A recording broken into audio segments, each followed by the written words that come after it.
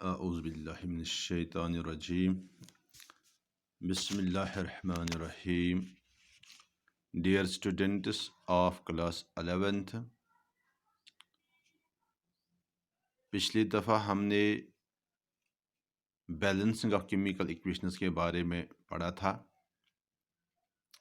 आज हमारा नया टॉपिक जो है that is stoichiometry of a chemical equation. Stoichiometry of a chemical equation. हम आपको पिछले लेसन में बता चुके हैं कि जो केमिकल इक्वेशन है, केमिकल इक्वेशन जो होती है ये सिर्फ balanced chemical equation correct equation मानी जाती है। स्केलेटन इक्वेशन करेक्ट इक्वेशन नहीं है। अब जो बैलेंस्ड केमिकल इक्वेशन है, आप जैसे पहले से जानते हैं कि केमिकल इक्वेशन हमें केमिकल रिएक्शन के बारे में बहुत सारी इन्फॉर्मेशन दे रही है। मिसाल के तौर पर अगर हमारे पास इस तरह की रिएक्शन है, calcium carbonate plus HCl gives calcium chloride plus carbon dioxide plus water. ये इक्वेशन जो है ये बैलेंस्ड इक्वेशन है, क्योंकि मैंने इसको यहाँ पर बैलेंस करके रखा है। 2 टाइम्स HCl आ रहा है यहाँ पर। तो ये इक्वेशन जो है ये हमें बता रही है कि इस रिएक्शन में कौन कौन सा रिएक्टेंट है और कौन कौन सा प्रोडक्ट है। सपोज यहाँ पर कैल्शियम कार्बोनेट रिएक्टेंट है और HCl भी रिएक्टेंट है। ये दो आपस में रिएक्ट करके कैल्शियम क्लोराइड, कार्बन डाइऑक्साइड और वाटर बनाते हैं, तो ये प्रोडक्ट्स हो गए। इसी तरह से हमें ये बता रही है कि इसमें कैल्शियम कार्बोनेट जो है ये सॉलिड है, HCl जो है ये एक्वस सोल्यूशन है, कैल्शियम क्लोराइड जो है ये भी सॉलिड है, कार्बन डाइऑक्साइड जो है ये गैस है, वाटर जो है ये लिक्विड है। तो इस तरह से हमें ये केमिकल इक्वेशन बता रही है about the physical status of reactants and products. इसके अलावा ये रिएक्शन हमें ये भी बता रही है केमिकल इक्वेशन कि जो रिएक्टेंट्स हैं इनके कितने मॉलिक्यूल इस्तेमाल हो रहे हैं और प्रोडक्ट्स कितने बनते हैं। जैसे यहाँ पर हम ये बता रही है कि 1 molecule of calcium carbonate reacts with 2 molecules of HCl to form 1 molecule of calcium chloride, 1 molecule of carbon dioxide and 1 molecule of water। और इसके अलावा भी हमने पढ़ा है कि जो केमिकल इक्वेशन है इसको मोर इन्फॉर्मेटिव बनाने के लिए हम एरो पे कंडीशंस मेंशन करते हैं। सपोज अगर कोई रिएक्शन ऐसी होती है जो which takes place upon heating, तो हम क्या करते हैं, we write down a triangle on the arrow. This triangle on the arrow indicates that the reaction has taken place upon heating. In the same way, we sometimes mention the catalysts in the chemical reactions. If we use any catalyst during the reaction, those catalysts are also mentioned on the arrow. For example, manufacture of ammonia में जब nitrogen और hydrogen react करते हैं तो वहाँ पर हम iron का इस्तेमाल करते हैं एज ए कैटलिस्ट।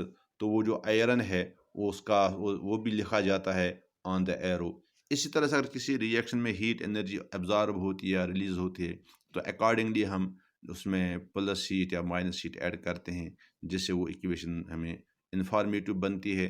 तो इसके अलावा एक तो ये हो गया ये इंफॉर्मेशन, इसके अलावा ये केमिकल इक्वेशन जो है ये हमें एक क्वांटिटेटिव रिलेशनशिप दे रही है। क्वांटिटेटिव रिलेशनशिप क्वांटिटेटिव रिलेशनशिप दे रही है between the number of atoms और molecules which are used in a chemical reaction or which are formed during a chemical reaction। और नंबर ऑफ एटम्स और मॉलिक्यूल्स के अलावा ये हमें बता रही है कि what are the masses of the substances, masses of the reactants which are involved during a chemical reaction and what are the masses of the products which are formed during a chemical reaction। In the same way, chemical reaction जो है, chemical equation जो है, it gives us the information regarding the relation between the masses and the volumes of the substances. तो ये सब कुछ जो है it is related with the number of atoms and molecules and mass and volume.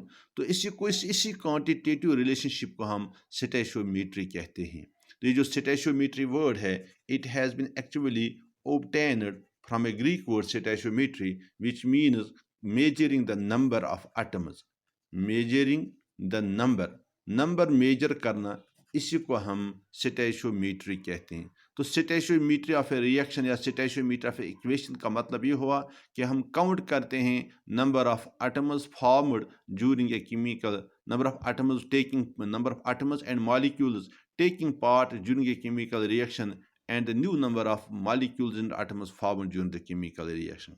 मगर अब हम इसको थोड़ा एक्सटेंड कर रहे हैं, हम ये देख रहे हैं कि जो नंबर ऑफ एटम्स और मॉलिक्यूल्स हैं इनका मास ऑफ द रिएक्टेंट्स और मास ऑफ द प्रोडक्ट्स के साथ क्या रिलेशन है, इसी तरह से मास और मास के दरमियान क्या रिलेशन है, मास और वॉल्यूम के दरमियान क्या रिलेशन है, ये सारी इन्फॉर्मेशन हमें एक केमिकल इक्वेशन प्रोवाइड करती है।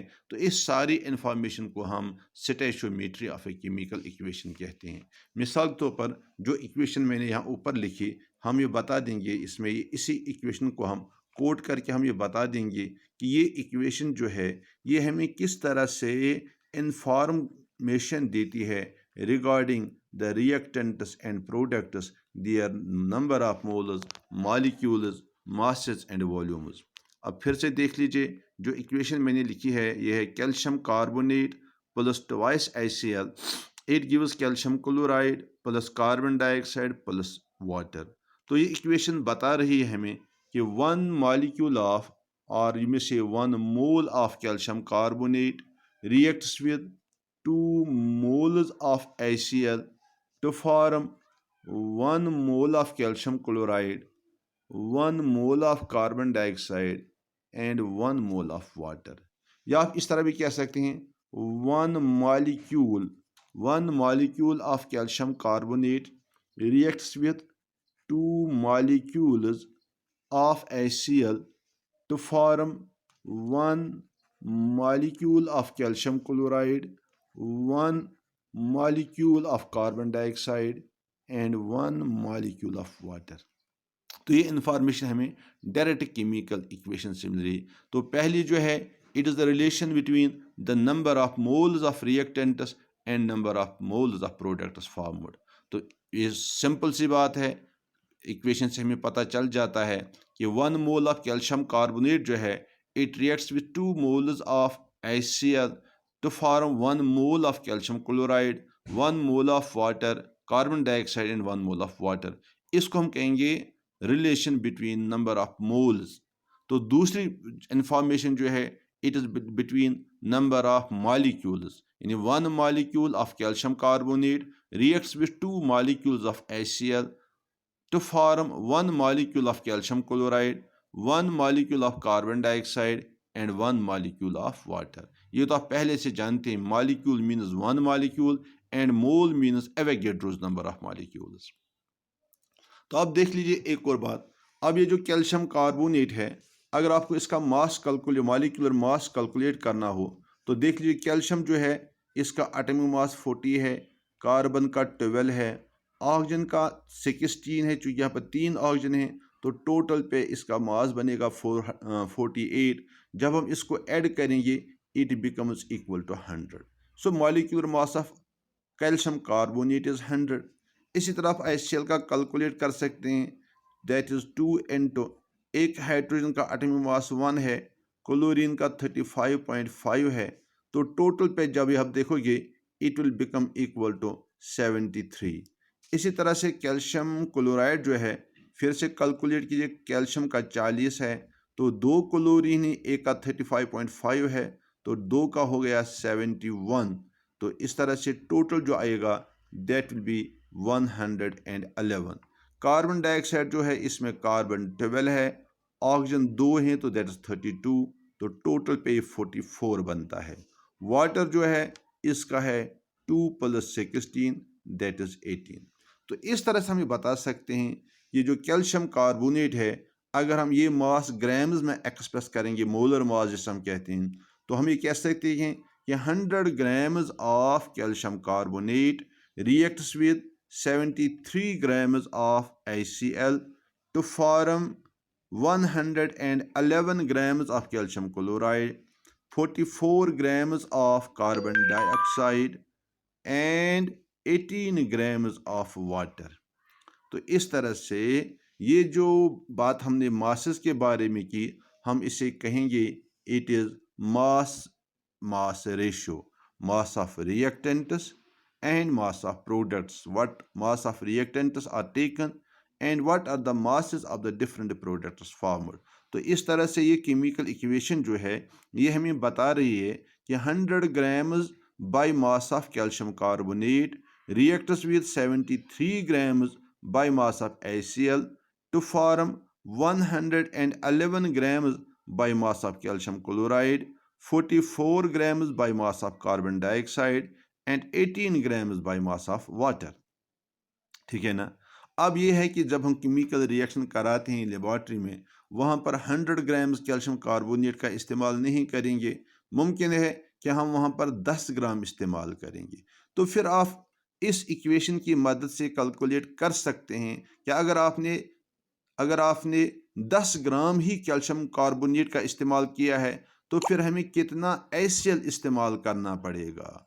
तो जाहिर सी बात है, तो इसका मतलब ये हुआ कि जब हम कैलकुलेट करेंगे 100 ग्राम्स के लिए हमें 73 ग्राम्स की ज़रूरत पड़ती है, 1 ग्राम के लिए 73/100 की ज़रूरत पड़ेगी, 10 ग्राम्स के लिए इसको 10 से मल्टीप्लाई करना पड़ेगा तो इट विल बिकम 7.3 ग्राम्स। तो इस तरह से केमिकल इक्वेशन जो है ये हमें मदद करेगी ये बताने में कि अगर आप एक रिएक्टेंट का मास लेते हैं बाय योर चॉइस, तो दूसरा रिएक्टेंट जो है उसकी कितनी तादाद आपको लेनी पड़ेगी वो आप इस केमिकल इक्वेशन की मदद से हासिल कर सकते हैं।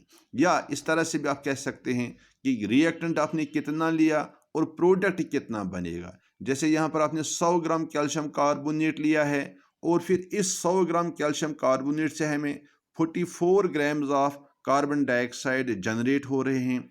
अब अगर हम 10 ग्राम यहाँ लेंगे तो इसका मतलब है यहाँ पर हमें सिर्फ 4.4 grams of carbon dioxide generate होगा। तो इस तरह से ये केमिकल इक्वेशन जो है it gives a relation between mass of the reactants and mass of the products.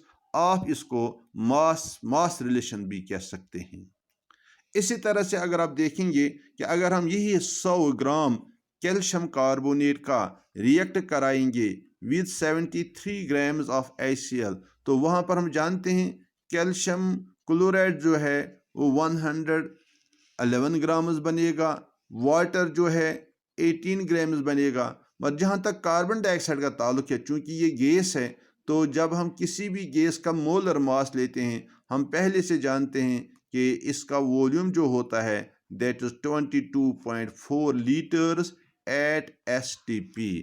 तो इस तरह से यहाँ पर इस रिएक्शन की मदद से हमें मास और वॉल्यूम के दरमियान भी पता चल गया कि 100 ग्राम calcium carbonate 73 grams of HCl के साथ रिएक्ट करके 111 ग्राम्स ऑफ कैल्शियम क्लोराइड और 22.4 litres of STP 4 litres of carbon dioxide eight STP produce होता है।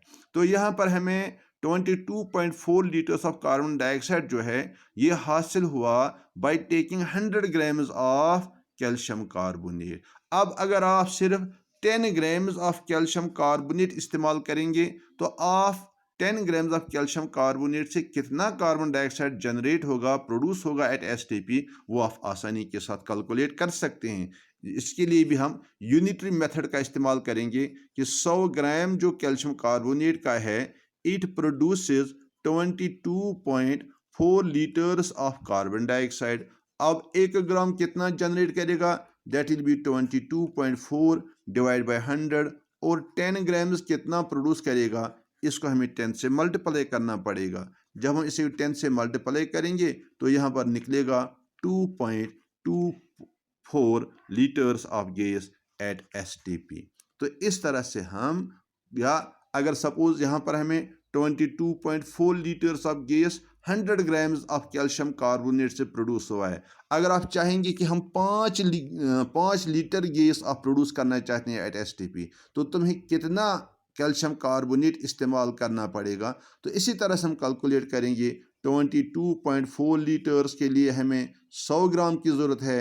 1 लीटर के लिए ज़रूरत पड़ेगा 100 डिवाइड बाई 22.4, और 5 लीटर्स के लिए कितना ज़रूरत पड़ेगा, तो इसको 5 से मल्टीप्लाई करना पड़ेगा। तो वहाँ पर हमें पता चल जाएगा कि हमें कितना कैल्शियम कार्बोनेट लेना पड़ेगा। तो इस तरह से यहाँ पर मास और वॉल्यूम के दरमियान एक रिलेशनशिप वजूद में आ गई।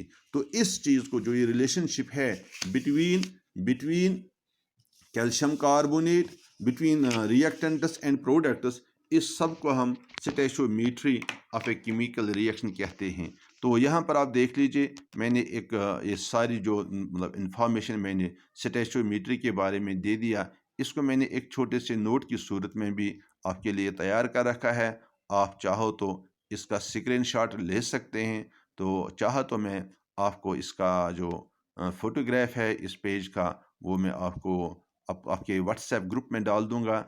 तो वहाँ से भी आप इसको नोट कर सकते हैं। तो इसमें मैंने एक नोट बना के रखा है, जो कुछ मैंने आपको समझा दिया, तो मुझे पूरी उम्मीद है आप ये अच्छी तरह से समझ गए होंगे। तो इस बुनियाद पे आप आसानी के साथ दूसरे रिलेटेड मामला जो केमिकल इक्वेशंस हैं कैलकुलेशंस में, वो आप आसानी के साथ कैलकुलेट कर सकते हैं। खासकर नंबर ऑफ मोल्स और मोल्स के दरमियान क्या रिलेशन है, मोल्स और मास के दरमियान क्या रिलेशन है, मास और मास के दरमियान क्या रिलेशन है, मास और वॉल्यूम के दरमियान क्या रिलेशन है, ये आप आसानी के साथ आप अब किसी भी जगह ये इसको अप्लाई कर सकते हैं। तो इसी को हम stoichiometry of a chemical equation कहते हैं। तो आज के लिए हमारा टॉपिक इतना ही है। इंशाल्लाह कल हम दूसरा टॉपिक लेंगे।